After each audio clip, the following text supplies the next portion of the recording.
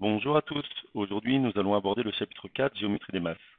Dans ce chapitre, on va aborder deux notions importantes. L'une que vous connaissez déjà, qui est le centre de gravité, que nous, on appellera sous un autre nom, qu'on appellera centre d'inertie, puisqu'il sera valable même quand vous n'avez pas de gravité. Et donc, le centre d'inertie représentera la répartition des masses de votre solide par rapport à son centre. Et puis, on parlera aussi de moment d'inertie, qui est une grandeur physique un petit peu différente et qui présentera aussi la répartition de votre masse, mais avec des unités un petit peu différentes, puisqu'en fait, c'est la répartition de votre masse quand elle sera en mouvement. Voilà, l'influence que ça pourra avoir. Et puis, on pourra faire ce calcul par rapport à un point, une ligne, des points qui sont en dehors de ce solide. Alors là, ici, vous avez quelques liens qui vous permettent d'aller voir en fait quelques extraits, quelques exemples par rapport à la notion d'inertie. Je vous laisserai éventuellement aller les regarder. Moi, je vais vous présenter simplement ces trois exemples ici. Un petit jeu pour enfants ici. Vous retrouvez ici au centre, ce qui nous intéresse ici, ce qu'on appelle un volant d'inertie. C'est simplement un disque avec une certaine masse. Quand les roues vont entrer en rotation, par friction avec le sol, vous allez faire tourner ces petits engrenages qui vont transmettre un mouvement à votre volant d'inertie. Et la mise en rotation de votre volant d'inertie, en fait, ça va être une accumulation d'énergie dans le volant d'inertie. Quand vous allez lâcher la voiture, le frottement va avoir tendance à ralentir la vitesse de votre voiture, mais surtout, cette énergie qui a été emmagasinée ici va être restituée à travers les roues. Ici, ce que vous appelleriez une toupie, en fait, pour nous, ça va être un gyroscope. Grâce à son volant d'inertie qui a une certaine masse, ça va lui donner certaines propriétés d'équilibre que l'on verra ensemble. La logique voudrait qu'effectivement ce solide tombe, mais en fait il ne tombe pas grâce à ce volant d'inertie. Et donc grâce à cette masse et la mise en rotation de cette masse que vous voyez ici au centre. C'est exactement ce même principe que nous utilisons ici avec les gyroscopes pour pouvoir piloter les moteurs et garder un équilibre simplement sur deux points avec deux roues. Donc on va caractériser un petit peu cette notion de masse. Alors ici, M c'est la masse, sigma 1, sigma 2 ce sont deux solides, et on dit que la masse de deux solides, c'est ni plus ni moins que la masse d'un solide plus la masse d'un deuxième solide. Rien d'extraordinaire. On va parler aussi de masse volumique. Donc là, si ça c'est un volume jaune ici, avec une certaine masse, je vais représenter un tout petit élément de ce volume, ce que je vais appeler dV. dV c'est un petit élément de volume. Et donc associé à ce petit élément de volume, je vais avoir un petit élément de masse. Donc en fait, la relation de masse volumique va s'écrire par le dm sur dv, à savoir un petit élément de masse sur un petit élément de volume, et ce sera égal à m sur v, à savoir la masse totale sur le volume total, à une seule condition, c'est que mon solide soit homogène. Homogène, ça veut dire qu'il a partout la même masse volumique. Ce qui du coup n'est pas vrai pour ce qu'on appelle les composites, puisque les composites, ce sont des assemblages de matériaux différents. Exemple, un pneu qui va être composé de caoutchouc d'une part et de tringleries métalliques, de câbles d'acier d'autre part, et aussi de tissus. Donc, dans un composite, vous avez des matériaux avec des masses volumiques très différentes. On pourra parler de masse surfacique quand on va avoir des solides qui vont être assimilés à des plaques. Donc ça, c'est ce que vous retrouvez essentiellement une feuille de papier.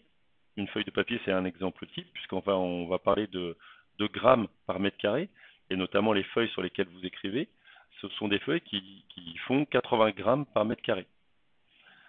Vous en avez des plus légères pour le brouillon, vous en avez des plus épaisses pour faire un peu de cartonnage. Et puis, c'est ce que vous allez retrouver effectivement dans tout ce qui est métaux en feuilles. Donc, quand vous allez à l'atelier faire du pliage, de l'emboutissage, vous utilisez des métaux en feuilles et on parle souvent de masse surfacique de ces matériaux. Et puis, pour tous les profilés que vous allez retrouver aussi à l'atelier ou dans les magasins, donc les tubes, les barres rondes, les profilés carrés, donc tous les profilés d'aluminium qui servent en général à faire des bâtis. Mais vous allez aussi trouver tout ce qui va être cordes, câbles en acier, et éventuellement des chaînes. Et on va exprimer leur masse par mètre. Voilà, un certain nombre de kilos par mètre. Voilà, des masses divisé par des longueurs. Nous, on va considérer que la masse se conserve dans le temps, donc ça veut dire que la masse d'un solide à l'instant T1 sera la même masse de ce solide à un autre instant. Oui, on suppose que notre solide ne change pas de masse au cours du temps, ce qui est complètement faux. Si vous prenez l'exemple d'une fusée, une fusée, quand elle va décoller, elle brûle tellement de carburant et comburant que sa masse varie assez rapidement. Alors la notion qui nous intéresse, qui est la notion du centre de gravité, est définie par cette écriture ici, donc l'intégrale sur l'ensemble de mon solide de tous les vecteurs GP scalaires dm. GP, donc c'est le vecteur entre le point G et un point quelconque ici, et ces points quelconques, j'en ai une infinité pour pouvoir parcourir l'ensemble de mon solide. À chacun de ces points, je vais associer un élément de masse dm ici. Donc c'est le produit entre un vecteur et une masse. Alors pourquoi c'est égal à 0? Tout simplement, si je prends le vecteur G fois le point P1 ici, donc le vecteur GP1, il va trouver son symétrique de l'autre côté. Donc si je fais GP1 plus GP2, puisque le calcul intégral c'est une somme, donc GP1 plus GP2, ces deux vecteurs s'annulent, quelle que soit leur masse d'ailleurs. Et puis je vais faire ça avec tous les points de mon solide, et je vais me rendre compte qu'effectivement, la somme de tous ces vecteurs-là sera égale à 0 si le point G est centré sur mon solide. Donc typiquement sur les solides qui ont des plans de symétrie ou des axes de symétrie, le point G va se trouver sur ces plans ou axes de symétrie. On peut aussi repérer le centre de gravité par rapport à un point O quelconque, et à ce moment-là, cette écriture va se faire dans cette forme-là. Ici, et donc on va paramétrer tous les points P par rapport à ce point O. Comme on parle de vecteurs, le point G a des coordonnées en X, Y et Z, le point P a des coordonnées en X, Y et Z, et donc du coup, on peut écrire ce vecteur sur l'axe X, sur l'axe Y et sur l'axe Z. Donc comme je le disais tout à l'heure, si votre solide a des axes de symétrie, donc là en l'occurrence un axe de révolution, mais aussi un plan de symétrie, le point G va se trouver sur cet axe et plan de symétrie, donc à savoir au centre de mon cylindre. Si vous avez un parallélépipède, ici ce cube, vous avez trois plans de symétrie qui viennent couper ce cube. L'intersection de ces trois plans de symétrie va être la position de votre centre de gravité. Alors si je l'applique à des solides, mais qui seront composés de qui sont donc du coup ni des parallélépipèdes ni des cylindres, mais qui peuvent être des compositions de différents solides élémentaires, on pourra calculer simplement, avec cette formule, la position du centre de gravité. Puisqu'en fait, ça va être la somme des centres de gravité fois leur masse. Donc là, centre de gravité de ce cylindre-là, fois la masse, plus centre de gravité de ce solide-là, fois sa masse, plus centre de gravité de ce solide-là, fois sa masse, divisé par la somme des petites masses. Donc à savoir la masse de l'ensemble du solide. Cette formule, elle n'est pas nouvelle pour vous, vous la connaissez très bien. Si je l'applique à vos notes que vous pouvez avoir dans un module, par exemple si je prends l'exemple du module UE1, si vous voulez calculer votre moyenne dans ce module, vous allez aller chercher les coefficients de chacune des matières, de chacun des modules, fois vos notes. Donc en gros, votre moyenne dans l'UE1, c'est le coefficient du module fois la note dans votre module pour chacun des modules. Et le tout divisé par la somme de coefficients. Voilà. Et ce que vous faites ici, c'est exactement ce que l'on va faire ici pour un centre de gravité.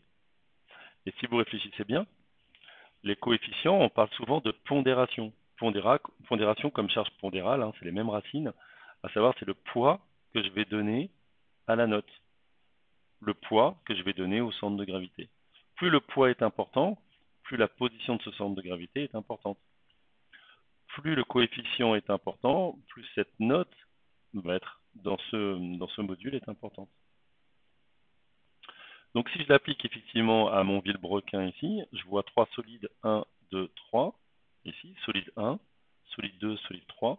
Ces trois solides sont des cylindres. Le centre de gravité du solide 1 est confondu avec mon point O ici.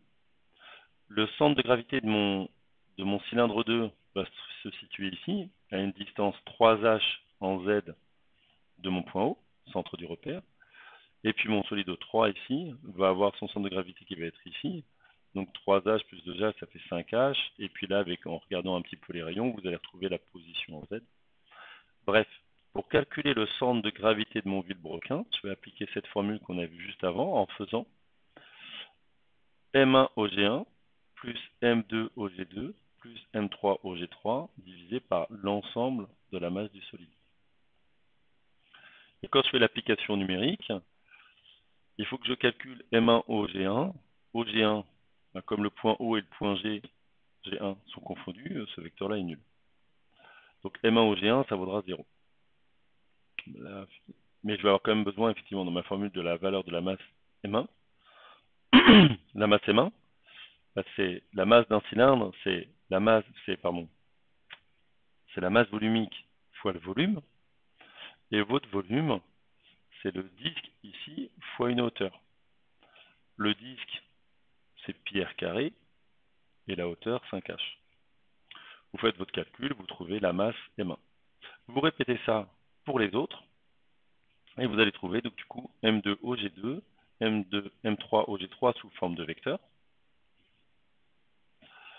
Et quand je reviens dans cette formule où je viens faire l'addition de cet ensemble, vous allez pouvoir calculer la position de votre centre de gravité, soit en mètres, soit en millimètres.